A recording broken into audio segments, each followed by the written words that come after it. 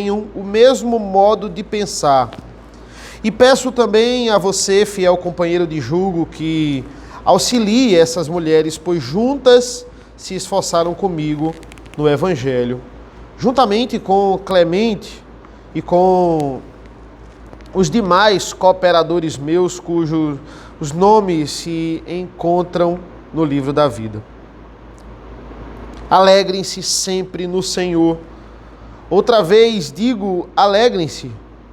Que a moderação de vocês seja conhecida por todos. Perto está o Senhor.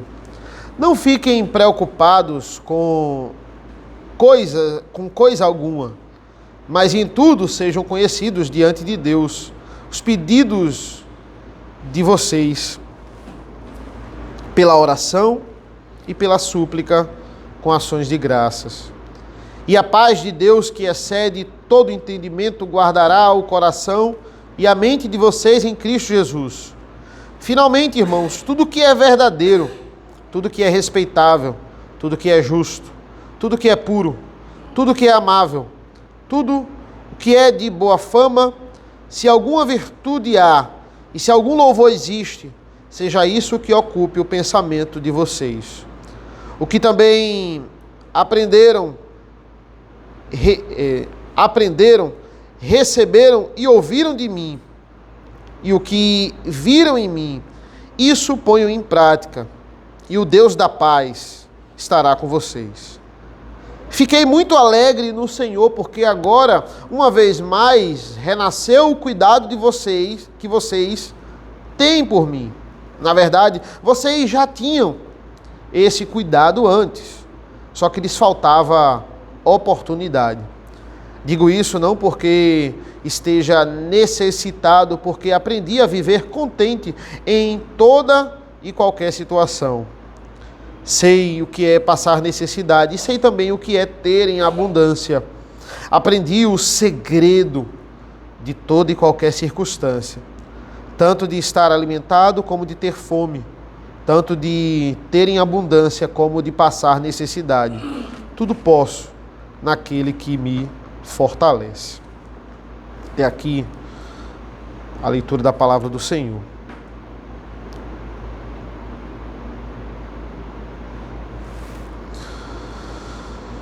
Vamos orar nesse momento. Senhor nosso Deus, nosso Pai, nós te agradecemos. Filipenses, um dos pontos que Filipenses nos fala é sobre contentamento. E hoje nós vamos ver muito sobre isso, principalmente por causa do versículo 11. Paulo dizendo que aprendeu a viver contente em qualquer e em toda e qualquer situação. É também conhecida como a carta da alegria, porque Paulo também vai falar muito sobre isso, apesar do que ele está falando.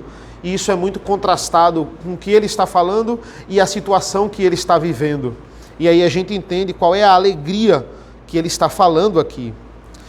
Nesse domingo, é o penúltimo mês, nós vamos dar início aqui a esse último capítulo. E o que nós precisamos entender de primeira é que tudo gira em torno do capítulo 2, versículo 5. Tenham entre vocês o mesmo modo de pensar de Cristo Jesus. Paulo está insistindo nisso. E tudo está baseado, se a gente parar para pensar, tudo se baseia no que a gente pensa. Cada palavra, cada ato que a gente venha a fazer, ele passa pelo nosso pensamento. Mesmo em situações que a gente diz assim, não, eu agi por impulso, eu agi sem pensar. Mas mesmo nessas situações, o que a gente veio a fazer por impulso é um resultado de uma série de ensinamentos que a gente passou ao longo de nossas vidas. Então, o que Paulo está dizendo é, olha, o que vocês precisam fazer para pôr em prática o Evangelho é mudar a mente de vocês. Mudar a mente de vocês para que vocês comecem a ter a mente de Cristo. Esse é o objetivo aqui. Isso concorda muito com Romanos 12, versículo 2, que diz: e não vivam conforme os padrões desse mundo, mas deixem que Deus os transforme pela renovação da mente, para que possam experimentar qual é a boa, agradável e perfeita vontade de Deus. A carta de Paulo aos Filipenses é um aprofundamento de Romanos 12, quando ele fala renovação da mente. Como seria a renovação da mente na prática, Filipenses? E antes de nós estudarmos a revelação da mente e entendermos a renovação da mente, nós temos que entender a natureza da nossa mente. Nós temos que entender a origem. A nossa mente tem uma natureza pecaminosa. Ou seja, isso é usado muito para termos de doutrinação, de ideologias, e é um termo um tanto pejorativo, mas o que nós precisamos literalmente é de uma lavagem cerebral. E eu vou ressignificar esse termo. O que seria uma lavagem cerebral na palavra de Deus? Em Cristo, a nossa mente precisa ser lavada, porque a nossa mente nasce suja.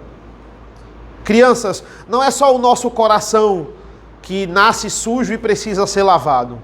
Paulo está dizendo que a nossa mente também, ela está suja e ela precisa ser lavada. E por que uma lavagem cerebral? Porque tudo que a gente pensa sobre certo, errado, sobre lei, sobre penalidade, sobre culpa, amor, alegria, valores, casamento, trabalho, igreja, arrependimento, num certo ponto está sendo deturpado pelos princípios do mundo. A gente, quando vem para a igreja, a gente carrega essa bagagem suja do que a gente aprendeu com esse mundo. A nossa mente precisa ser lavada. Todos os nossos conceitos precisam ser lavados. E não tem como a gente fazer isso pelos nossos meios. A gente precisa de uma ajuda externa. A gente precisa de algo acima do sol. Não pela nossa linha de raciocínio, porque a nossa linha de raciocínio vai levar a gente para o inferno. Se a gente parar e pelo nosso mérito tentar conquistar aquilo ali, é isso que nós vamos receber. Mas como fazer isso? Pelas nossas forças? Não. Paulo, ele vai aqui nos mostrar sobre essa nova mente que precisamos ter. Olha como tudo gira em torno disso aqui no capítulo 4. Se a gente ler o versículo 2, ele vai dizer assim, olha, peço a Evódia e peço a Sintique que no Senhor tenham o mesmo modo de pensar. Olha como está concordando com o capítulo 2. Quando a gente chega no versículo 8, finalmente, irmãos, tudo que é verdadeiro, tudo que é respeitável, tudo que é justo, tudo que é puro, tudo que é amável, tudo que é de boa fama, se alguma virtude há e se algum louvor existe, seja isso que ocupe o pensamento de vocês. Olha como ele está, olha, mude a mente, que isso aqui ocupe o pensamento de vocês.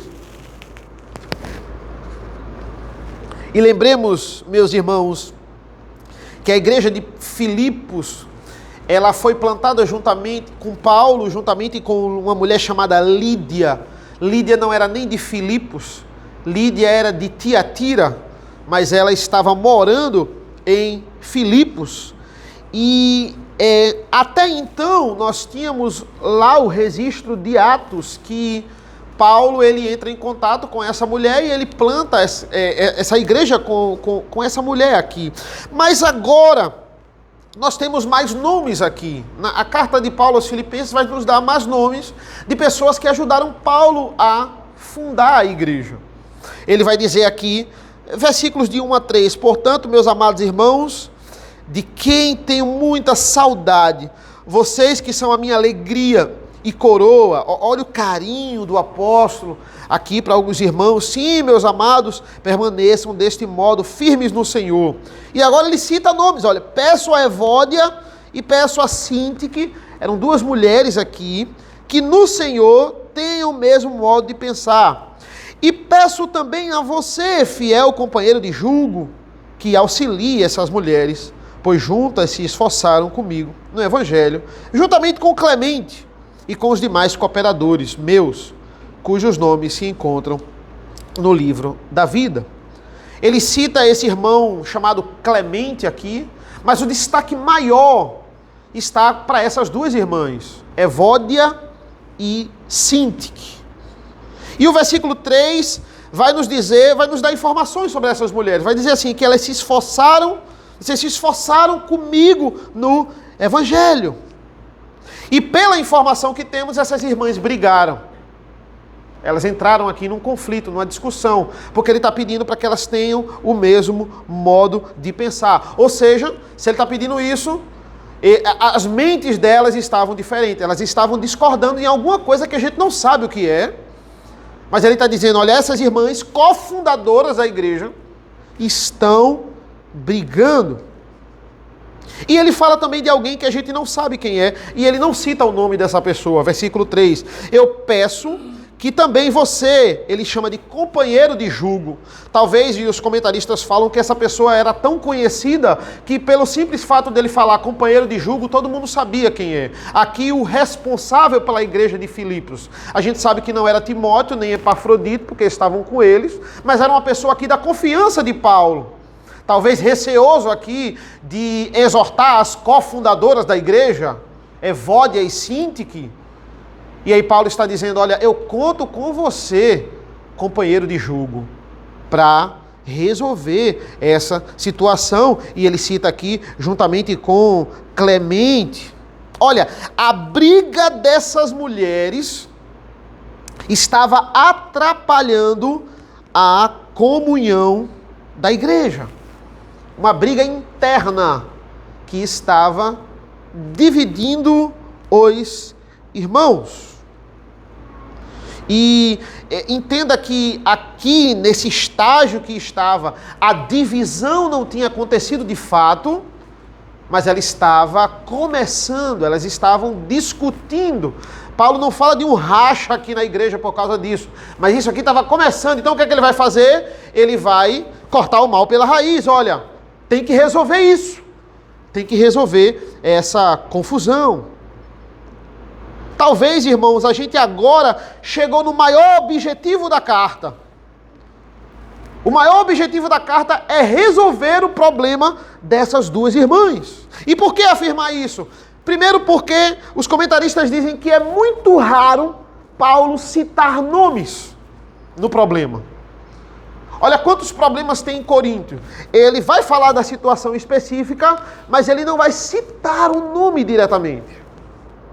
Muitas vezes ele fala de um contexto mais geral, ou ele fala do caso específico, mas ele não chega a citar nomes. Aqui não. Aqui ele vai falar, é Evódia e é Sintique. Aqui tinha um pastor, como eu disse, cuidando da igreja, e você precisa resolver isso. A recomendação é, elas precisam ter o mesmo modo de pensar em Cristo Jesus. Pensarem unidas, pensarem juntas. Por isso que o capítulo 2, versículo 5, é a passagem-chave desta carta. Precisam, entendam, muitas pessoas pensam igual, mas pensam errado. Ele não está dizendo assim, olha, elas têm que pensar igual. Independente do que elas pensarem, se elas pensarem igual, está tudo certo. Não! Muita gente, uma multidão de pessoas, em algumas situações, em algumas opiniões, elas pensam iguaizinhas, mas todas elas estão erradas. Aqui é o mesmo modo de pensar, não concordando com elas. Não que elas apenas concordem entre si, mesmo que esteja errado. Não. Aqui, em primeiro lugar, é concordando com Cristo. A mente delas tem que estar igual a Cristo e automaticamente igual entre elas. Tudo gira em torno desta contenda. Olha quando a gente entende a informação dessa contenda. Olha como o capítulo 2 ele vai mudando um pouco a nossa perspectiva. O que é que ele está dizendo no capítulo 2? Cristo abriu mão do seu direito para assumir a forma de servo. Se esvaziou, se humilhou. Ele tinha o direito de permanecer no céu. Mas ele diz não. Ele se humilhou, mesmo estando certo, ele foi humilhado. Olha como isso é um bom argumento para se resolver contendas. Toda contenda só acaba quando alguém abre mão do seu direito. Muitas vezes até estando certo, mas para aquilo acabar, ele abre mão. Mas por que não queremos fazer isso? Porque abrir mão do direito em prol do Evangelho, para nós é fraqueza. Para nós é covardia. E isso aí, ele vai comparar com o exemplo de Cristo. Será que Cristo foi covarde porque abriu mão do seu direito? E por que achamos isso? Porque a nossa mente está suja. A nossa mente não está pareada com Cristo. A nossa lavagem cerebral, ela não está completa. Olha, vamos ler o capítulo 2, versículos de 1 a 11. À luz dessa confusão, à luz dessa discussão. Olha como nossa perspectiva muda quando a gente tem as informações do capítulo 4. Capítulo 2, portanto, se existe alguma exortação em Cristo, alguma consolação de amor, alguma comunhão de espírito, se há profundo afeto e sentimento de compaixão, então completem a minha alegria, tendo o mesmo modo de pensar, tendo o mesmo amor e sendo unidos de alma e mente. Não façam nada por interesse pessoal ou vaidade, mas por humildade, cada um considerando os outros superiores a si mesmo, não tendo em vista somente os seus próprios interesses, mas também o dos outros. Tenho entre vocês o mesmo modo de pensar de Cristo Jesus, que mesmo existindo na forma de Deus, não considerou ser igual a Deus, algo que deveria ser retido a qualquer custo. Pelo contrário, ele se esvaziou, assumindo a forma de servo, tornando-se semelhante aos seres humanos e reconhecido em figura humana. Ele se humilhou, tornando-se obediente até a morte, e morte de cruz.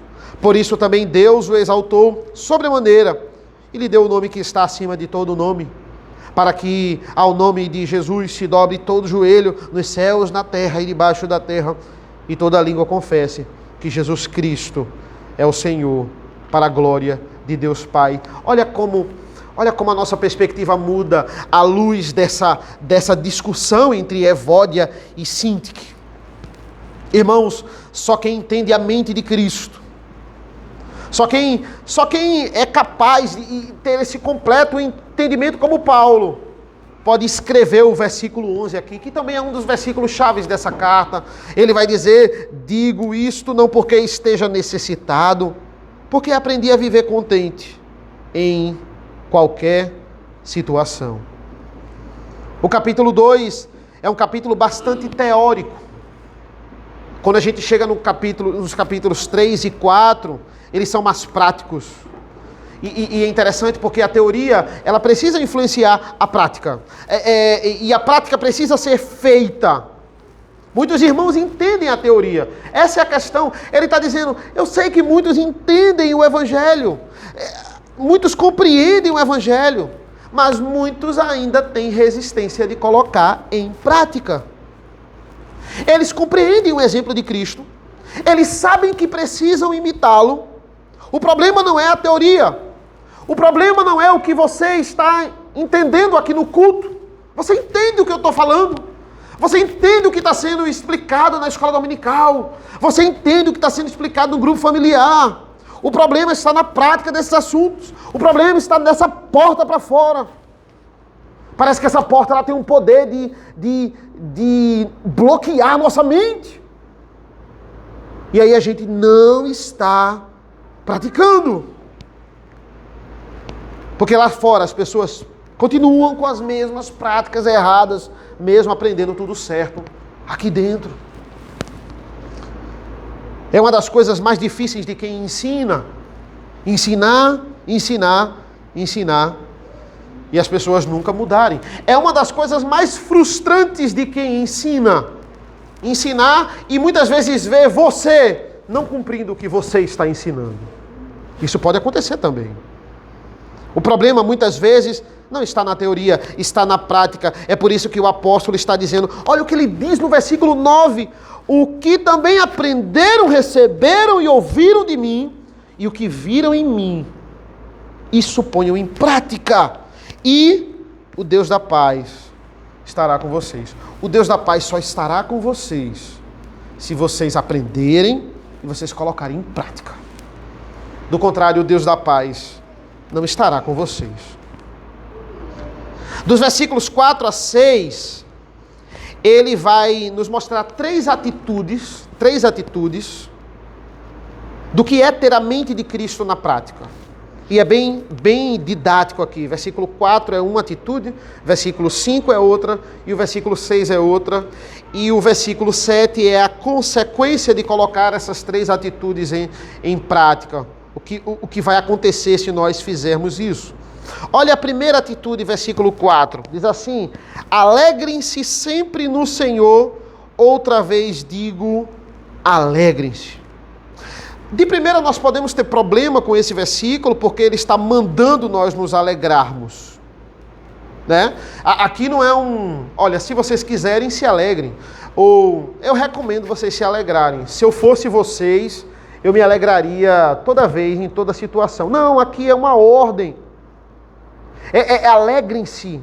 Mas como assim? Ele está mandando a gente se alegrar? Se alegrar não é uma consequência de sentimentos bons. Como é que eu vou me alegrar no momento de luto? Como é que a gente chega para alguém que está triste, por exemplo, alguém que perdeu alguém, está passando por dificuldade, chorando, e eu digo assim, alegre-se. Como é que pode acontecer? Não tem lógica, mas em Cristo tudo isso faz sentido. Por isso que ele está falando, alegrem-se sempre no Senhor. Aqui não é uma alegria qualquer. Aqui é uma alegria divina, é uma alegria miraculosa, é uma alegria espiritual, é uma alegria onde você compara qualquer problema que você está passando com o testemunho de Cristo. Entendendo que ele passou o maior dos sofrimentos e ele venceu. E em Cristo, toda tristeza se converte em alegria. Ele manda a gente se alegrar porque quando temos a mesma mente de Cristo, nós pegamos qualquer tristeza nossa e comparamos com o que Cristo passou e venceu. E nós entendemos, não, eu tenho motivos para me alegrar, mesmo passando por isso. Eu tenho motivos para me alegrar. Por causa, sempre a mente de Cristo, sempre olhando a obra de Cristo. Quem não tem a mente de Cristo não alcança isso, nunca vai colocar em prática, porque não entende nem a teoria. Não vai conseguir colocar em prática. Se ele está mandando a gente se alegrar, exercitar a alegria é uma decisão. É uma decisão. Assim como exercitar o perdão, assim como exercitar o amor. Do contrário, a Bíblia não diria, maridos, amai-vos vossas esposas.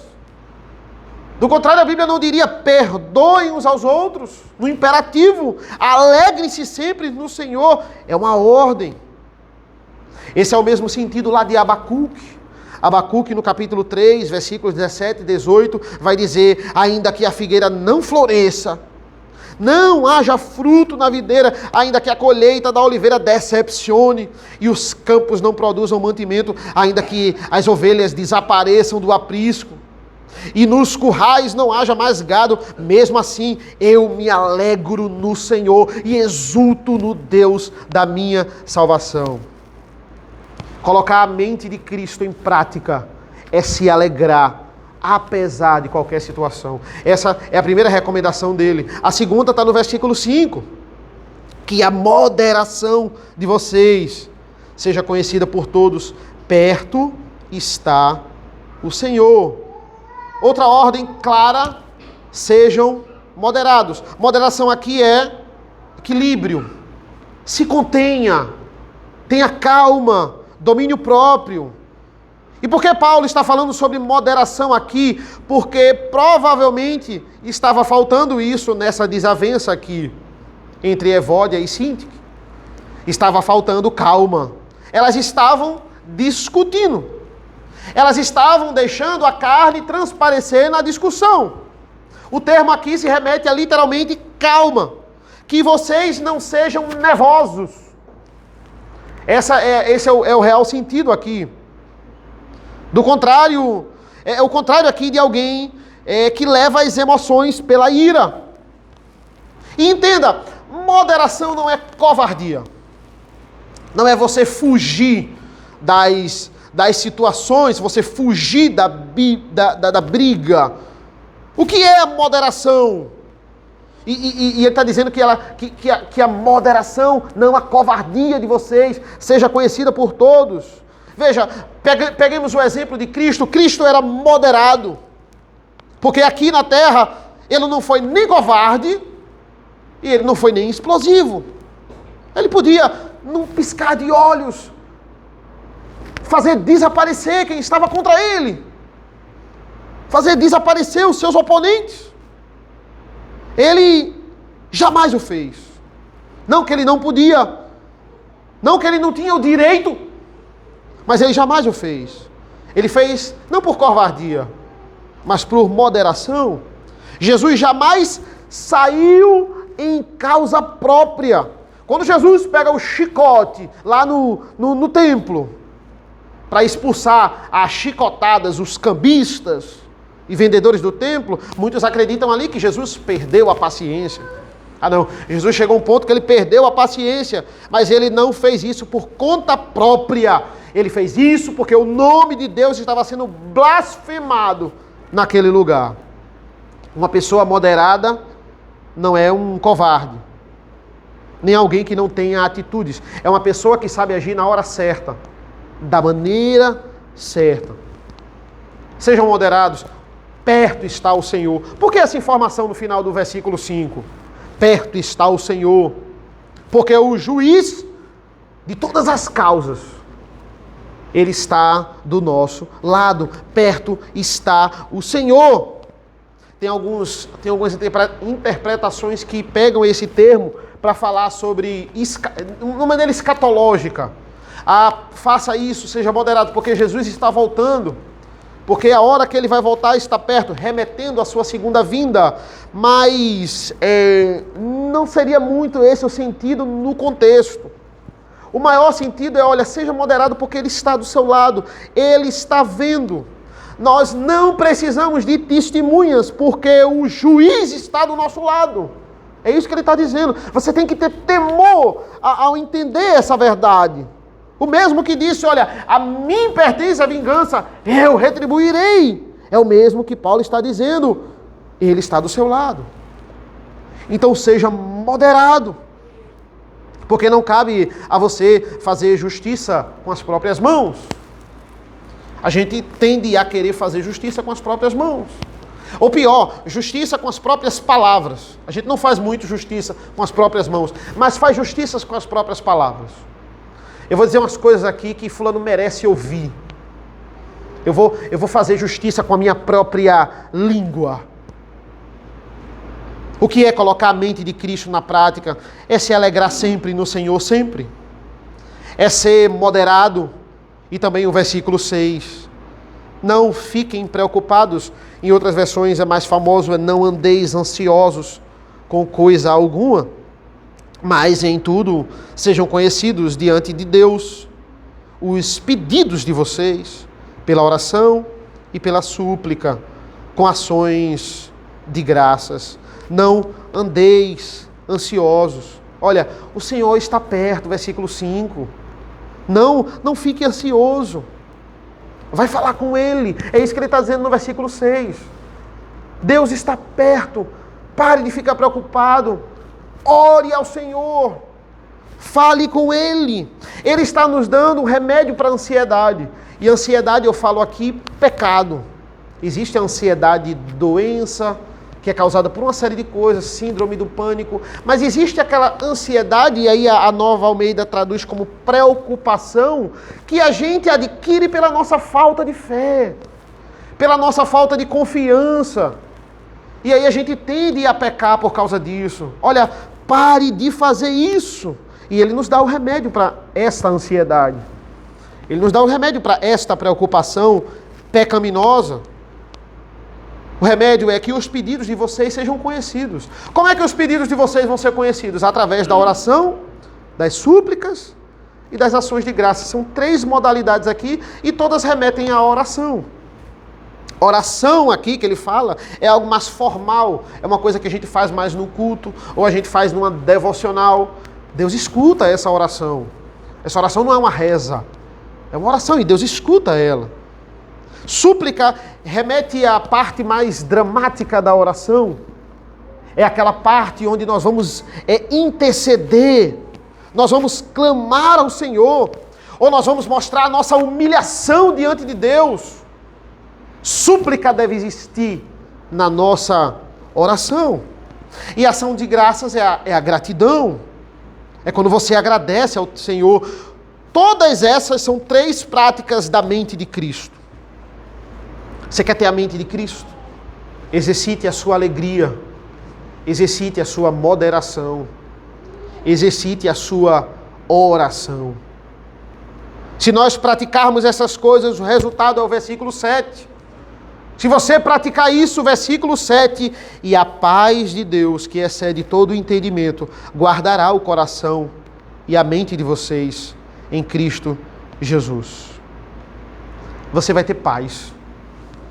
Muitas vezes, irmãos, é uma paz que não dá para entender. Como é que numa situação dessa eu estou tão calmo? Como é que numa situação dessa eu ainda sigo? Tantas pessoas numa situação menor que essa já aqui não conseguem se sustentar. Como é que eu sigo? É porque você não entende. Humanamente falando, não dá para entender. Mas você vai estar em paz se você praticar isso.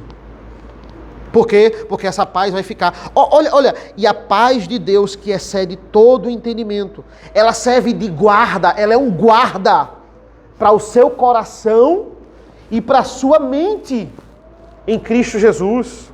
Ela vai frear a sua emoção e ela vai guardar a sua razão. A paz de Deus, ela é o guarda, ela está ali, acampando sobre a sua razão e sobre a sua emoção. Ela vai cuidar dos dois. E quem é que vai lucrar com isso? Somos nós mesmos. É a nossa família. Quando a gente age com moderação, quando a gente age com alegria, quando a gente age com oração, é as pessoas que estão ao seu redor, é todo mundo que está ao nosso redor. Vai lucrar com isso. Queridos, quantas igrejas elas racham por causa de conflitos pessoais, briga de 2 pessoas que às vezes é picuinha, é orgulho. Quando a briga é válida, está mexendo com as coisas de Deus, aí a briga é válida. Aí é agir com moderação e não com covardia. Mas às vezes ele olhou estranho para mim, ele olhou errado para mim, ele disse um negócio que eu não gostei, me magoou e não vai resolver. Contenda, destruindo a igreja. Paulo está dizendo assim, tem a mente de Cristo. Abra mão dos seus direitos como Cristo fez. Irmãos, nada tira mais a nossa alegria em Cristo, a nossa comunhão com Cristo, do que quando pensamos mal do outro. Nada tira mais, atrapalha mais a nossa comunhão quando a gente começa a reter um sentimento amargo do outro. Começa a pensar mal, começa a conjecturar o que é que ele pode estar tramando contra mim. Isso acaba com o nosso relacionamento com Deus. Quando nós não resolvemos uma desavença, aquilo vai corroendo o coração. Olha como ele diz no versículo 7, e a paz de Deus que excede todo entendimento vai guardar a sua mente e o seu coração. No finalzinho do versículo 8, ele vai dizer, olha, que isso seja o que ocupe o pensamento de vocês. O que ocupe, o que é verdadeiro, o que é respeitável, o que é justo, o que é de boa fama, o que é de... se tem alguma virtude e se há algum louvor, que isso ocupe a mente de vocês. Versículo 9. E o que também aprenderam, receberam e ouviram de mim, e o que viram em mim, isso ponham em prática, e o Deus da paz estará com vocês. É isso que deve ocupar a nossa mente. Tire tristeza, tire nervosismo, tire ansiedade. Afaste isso com alegria, com moderação e com oração. É isso que ele está dizendo. Os conflitos só permanecem por pura vaidade, por puro orgulho, por pura vontade de ser reconhecido. Não, eu vou continuar esse conflito porque eu vou mostrar que não é assim que se faz. Comigo não. Eu vou mostrar como eu sou imperdoável nessa situação. Igual a Cristo, né? Cristo fez isso, não foi? Cristo, quando cuspiram na cara dele, ele disse assim: eu vou mostrar que eu sou poderoso, eu vou acabar com essa pessoa. Não. Ele abriu mão do seu direito. Ele está dizendo: você tem que imitar Cristo. Você não tem que imitar você, não. Você tem que imitar Cristo. É assim que você vai ter paz. Pense como Cristo. Ele abriu mão dos seus direitos, para que o povo voltasse a ter paz com Deus. Se Cristo fez isso, com todo o direito que ele tinha de não fazer, nós somos tolos, quando nós agimos com orgulho, porque nós não temos nenhum direito de perdão, por causa da nossa mente suja e do nosso coração sujo, que nós nascemos com ele. E por fim, irmãos, nós temos aqui mais 4 versículos. Ele vai começar o fim desta carta de Filipenses. Ele vai dizer assim no versículo 10: fiquei muito alegre no Senhor, porque agora, uma vez mais, renasceu o cuidado que vocês têm por mim. Na verdade, vocês já tinham esse cuidado antes, só que lhes faltava oportunidade. Ele vai falar diretamente aos filipenses e ele vai dizer: olha, eu estou feliz porque vocês voltaram, renasceu esse cuidado por mim. E esse cuidado gerou por causa de uma oportunidade. Que oportunidade é essa? Paulo está falando da prisão dele. A primeira prisão dele foi muito melhor do que a segunda prisão. Mas não significa que a primeira prisão foi muito boa, não. Paulo estava aqui no início do fim da sua vida, digamos aqui, assim. E apesar das restrições, Paulo estava aqui numa prisão domiciliar. Quando Paulo chega a Roma para ser preso aqui nessa casa, as pessoas não sabiam bem qual era a acusação que ele tinha. As pessoas nem conheciam, não conheciam ele. O Império Romano não perseguia por religião. Ele aceitava qualquer religião nesse contexto aqui. Só que depois, isso vai se tornando incômodo para o Estado, principalmente quando Paulo ele é solto dessa prisão domiciliar. Quando Paulo é solto dessa prisão domiciliar, ele se torna o grande líder da igreja para o Estado, para o Império Romano. E o que ele prega? Ele prega a adoração a um Deus apenas. Ele prega a adoração a Jesus. E isso é muito ruim para os negócios. Quanto o Estado ganhava com imagens de imposto? Quanto o Estado ganhava com turismo? As pessoas indo lá em Roma para adorar no panteão romano. E as ofertas e oferendas que tinham imposto. Quanto o Estado ganhava com politeísmo? Então, essa nova religião que eles chamam de cristianismo crescendo, se proliferando e as pessoas adorando a um Deus só, isso é um problema. Isso era um problema muito grande. É claro que o plano de fundo aqui era o dinheiro, a parte financeira aqui é apenas um plano de fundo, mas existia uma grande batalha espiritual que estava sendo travada ali para não existir o avanço do evangelho. E o que é que acontece? Começa a aparecer muitas testemunhas contra Paulo. Paulo fez isso, Paulo fez aquilo. Paulo matou fulano, Paulo fez aquilo. Acusações erradas, até finalmente ele ser acusado de ter incendiado Roma. Um revolucionário ali, um líder de facção. E aí finalmente ele é preso com essa acusação falsa.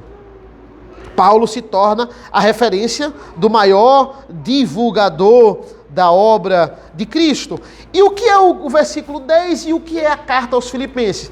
É o início dessa grande perseguição, desse grande infortúnio que Paulo vai passar. Ele está nessa prisão domiciliar e os filipenses vão começando a perceber que a situação está apertando para Paulo.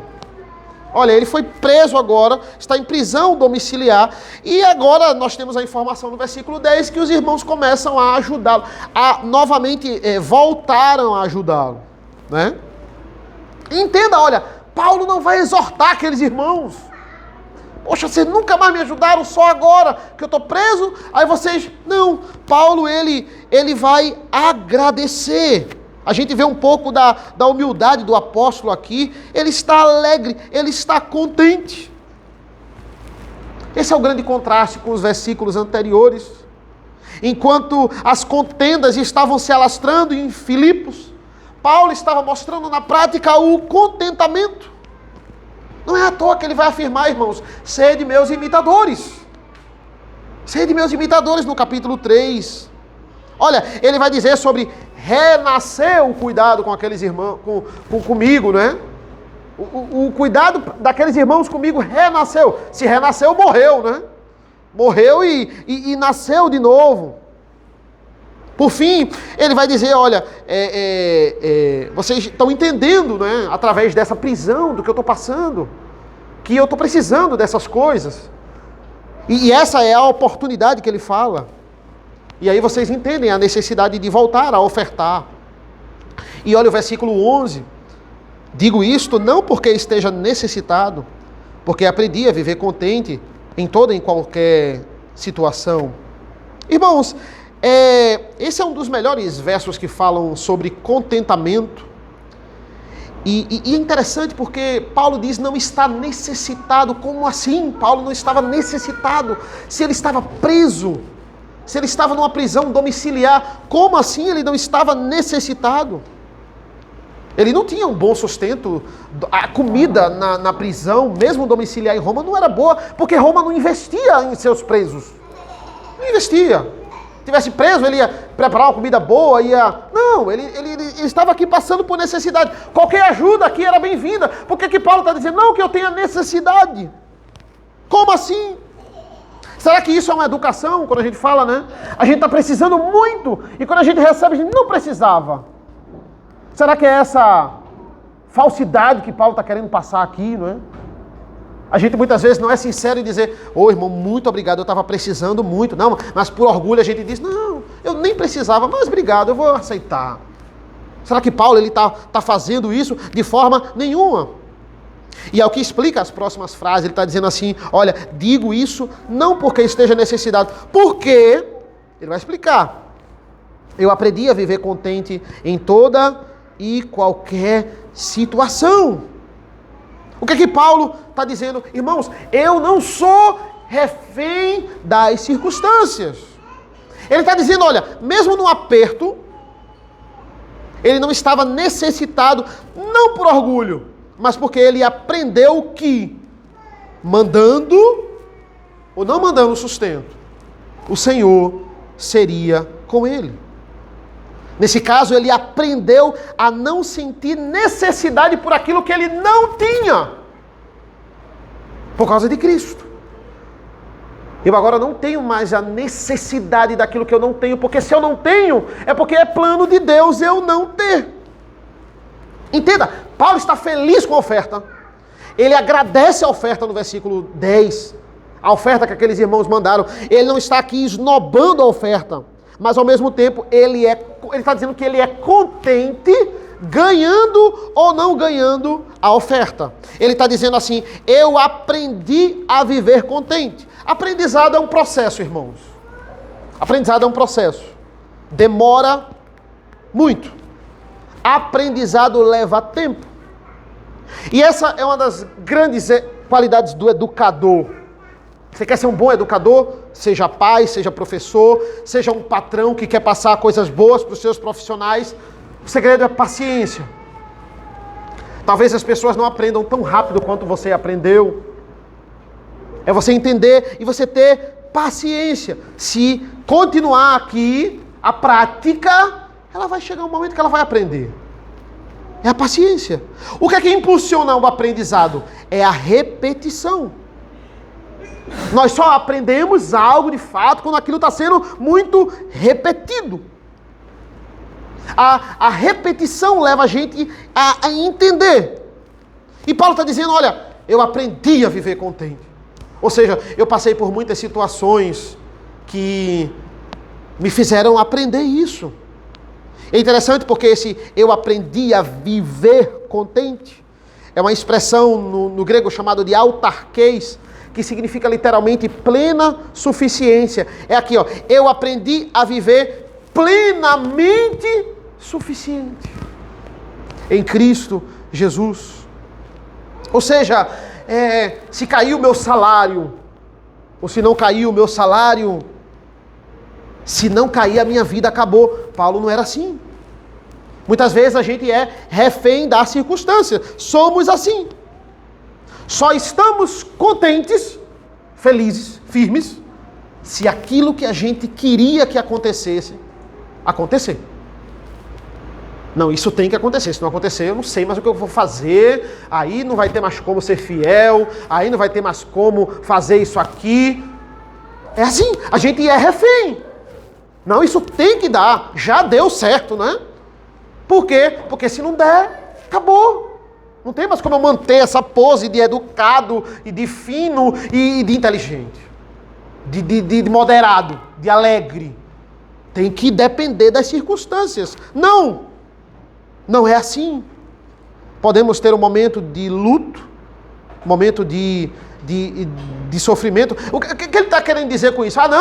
Você não pode ficar triste quando alguém morrer na sua família. Você não pode ficar triste quando você estiver passando por uma dificuldade, por um luto. Não é isso. Muitas vezes até precisamos passar pelo luto. Precisamos passar pelo sofrimento. Não é isso, mas o que ele está dizendo? Isso você tem que passar, você tem que ter esse momento, mas isso não pode consumir a sua alma. Você tem que seguir. É aquele momento de tristeza, mas você tem que seguir contente. Ou seja, a obra continua. A adoração a Deus, ela continua. E só aprendemos isso com repetição. Como é que você acha que Deus vai trabalhar na sua vida? Com repetição. Só se aprende com repetição. Se só se aprende com repetição, Deus vai jogar circunstâncias boas e ruins na sua vida e vai lhe dando maturidade para administrá-la através da repetição. Esse é o modo de Deus, é o plano de Deus. Circunstância boa, plano de Deus. Circunstância ruim, plano de Deus. Tem um livro que vende como água. O nome do livro é O Segredo. O Segredo. Por que ele vende tanto? Porque as pessoas querem saber o segredo. Eu falei isso em Eclesiastes, não foi? E o que é o segredo? Depois de tanta gente ler, não precisa mais comprar o livro para ler. O segredo é pensamento positivo. Se você pensar positivo, tudo no mundo vai agir a seu favor. O universo vai conspirar, porque as energias vão estar concentradas à sua vontade. Esse é o segredo. O segredo, na verdade, é escrever uma baboseira dessa e vender milhões de cópias. E ser rico e milionário. Esse é o segredo, né? Mas Paulo vai falar aqui sobre outro segredo. Ele vai explicar e ele vai detalhar o versículo 11. No versículo 12. Ele vai dizer, olha, sei o que é passar necessidade e sei também o que é ter em abundância. Aprendi o segredo de toda e qualquer circunstância, tanto a de estar alimentado como a de ter fome, tanto a de ter em abundância como de passar por necessidade. É interessante porque em algumas traduções aqui, existem traduções mais claras do que outras. Por exemplo, no início desse versículo, a Revista e Atualizada, ela nos dá uma compreensão melhor aqui da forma de linguagem que Paulo quer passar. Eu vou ler na Revista Atualizada, diz assim: tanto sei estar humilhado, como também ser honrado. Em tudo e em todas as circunstâncias, já tenho experiência, tanto de fartura como de fome, assim de abundância como de escassez. O início desse versículo, na Revista Atualizada, ele é mais adequado para o que a gente entende no original, porque ele vai dizer assim: tanto sei estar humilhado, como também ser honrado. Na NAA vai dizer assim, ó, sei o que é passar necessidade, e também sei o que é ter em abundância. Mas olha como isso casa com o capítulo 2 na Revista Atualizada. Tanto sei o que é ser humilhado, como também ser honrado. Honrado aqui é melhor traduzido por exaltado. Ele está dizendo, olha, tanto sei o que é ser humilhado, Cristo foi humilhado. Como ser exaltado, Cristo foi exaltado. Aqui concorda mais com que o capítulo 2 ele vai nos dizer de tudo, em toda. Mas só que quando a gente vai para o final do versículo, a NAA nos coloca algo no grego que a Revista Atualizada tinha tirado. E é muito importante esse termo. Porque na Revista Atualizada diz assim, em tudo e em todas as circunstâncias já tenho experiência.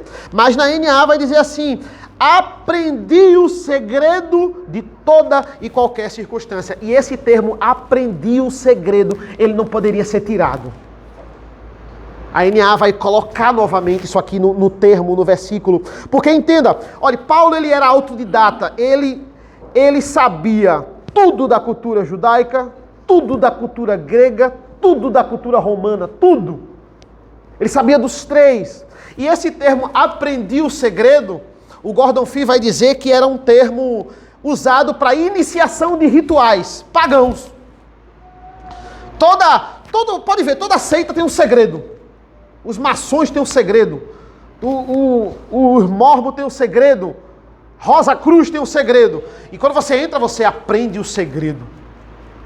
Então, quando você entrava numa religião tal, você, não, agora eu estou na religião tal. Em Roma era assim, eu aprendi o segredo, eu sei o mistério daquela religião.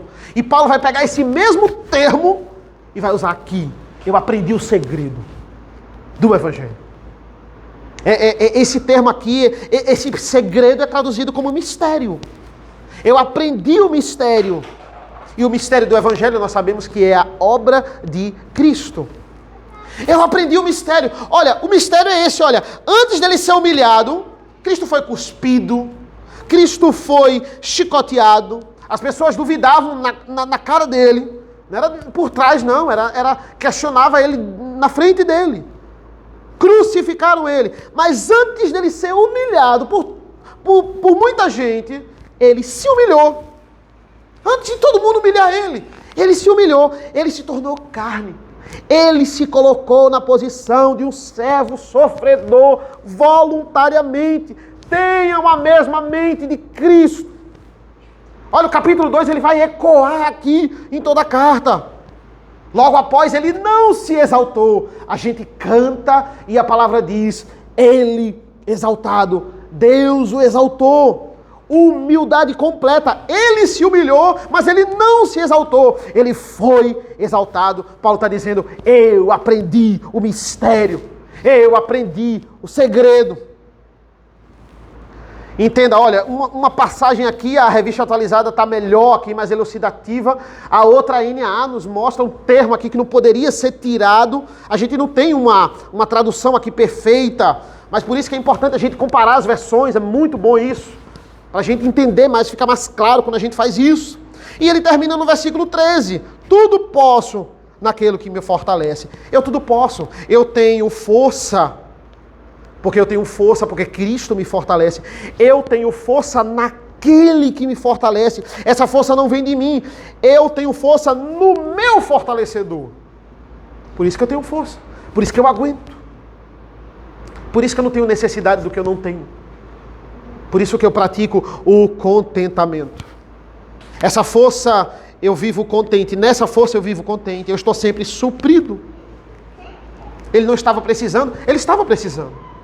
Ele agradece aqui. Ele estava nitidamente precisando.